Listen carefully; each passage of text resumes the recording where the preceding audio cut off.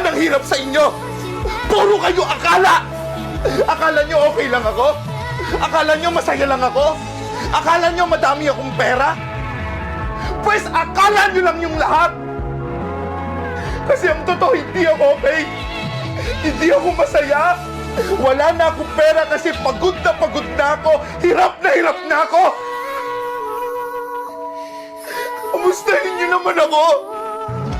Huwag niyo kakamustahin niyo lang ako dahil kailangan niyo ng pera, kailangan niyo ako, kailangan niyo ng tulong. Kamustahin niyo ako dahil sa tingin niyo, kailangan ko kayo. Yun yung kailangan ko!